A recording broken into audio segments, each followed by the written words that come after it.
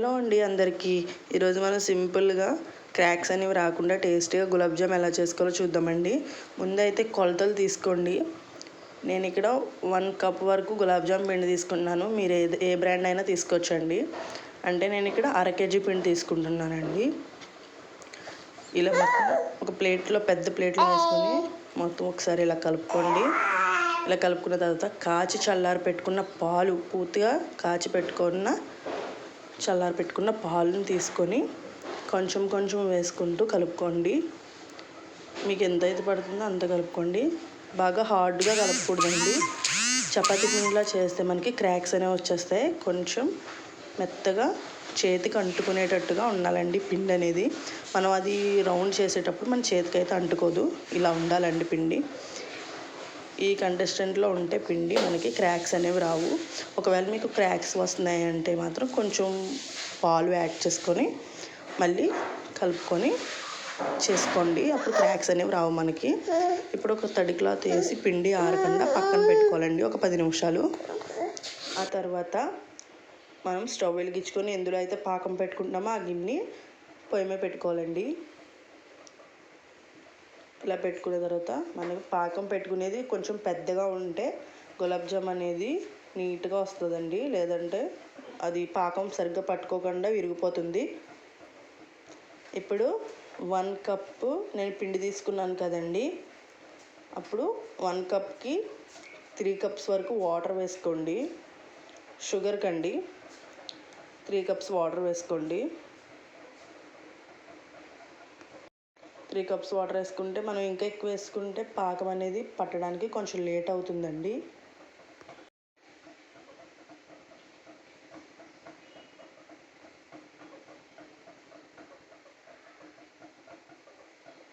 ఇప్పుడు ఇలా వాటర్ వేసుకున్న తర్వాత ఇందులో నేను అర కేజీ పిండి తీసుకున్నాను కదండి. అంటే 1 కప్పు వరకు పిండి అనేది తీసుకున్నాను కాబట్టి ఇక్కడ నేను 2 కప్స్ షుగర్ వేసుకుంటున్నానండి.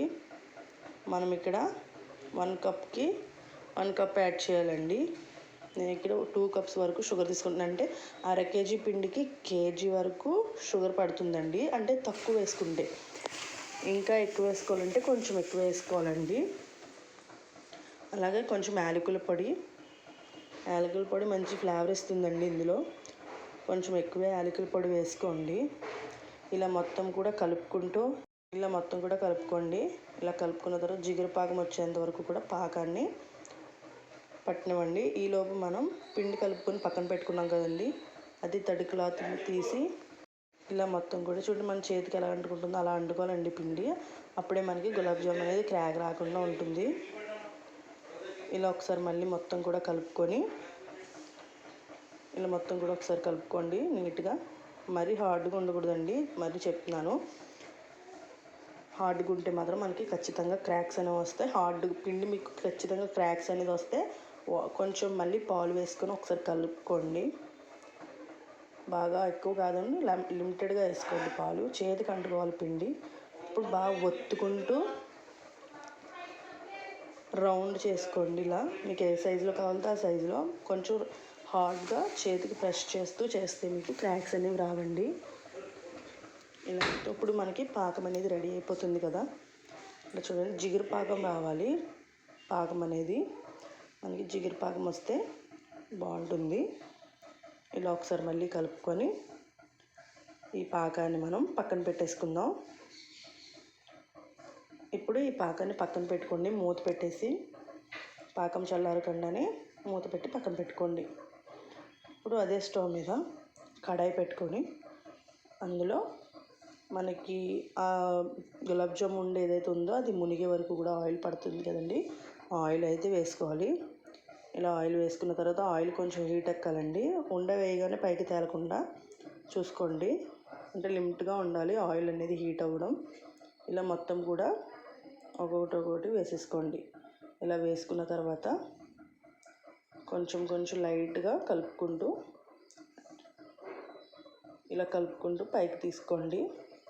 కొంచెంసేపటికి ఇలా పైకి వచ్చేస్తాయి కదండి మొత్తం బాల్స్ అన్నీ.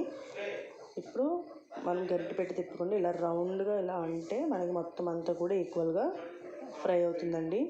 ఇలా ఫ్రై అయిన తర్వాత చూడండి ముదురుపు గోల్డ్ రంగులోకి వచ్చిన తర్వాత ఇలా తీసేసుకొని ప్లేట్లో వేసుకోవాలండి.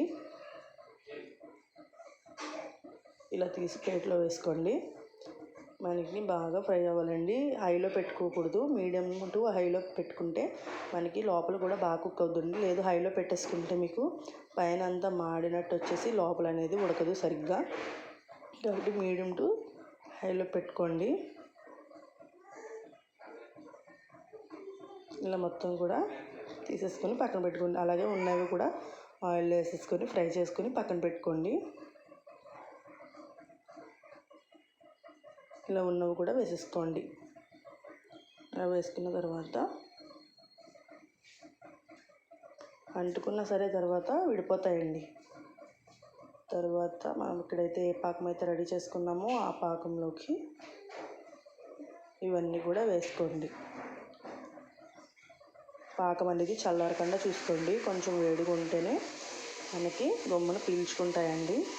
అంతేనండి, చాలా రుచిగా ఉండే మనకి గులాబ్ జామ్ అయితే రెడీ అయిపోతుంది. మీరు కూడా ఇలా ట్రై చేయండి, క్రాక్స్ అనేవి రాకుండా ఉంటుంది. అంతేనండి, మన గులాబ్ జామ్ అయితే రెడీ అయిపోతుంది. ప్లీజ్ మన ఛానల్ సబ్స్క్రైబ్ చేసుకోండి, సపోర్ట్ చేయండి. Thank you.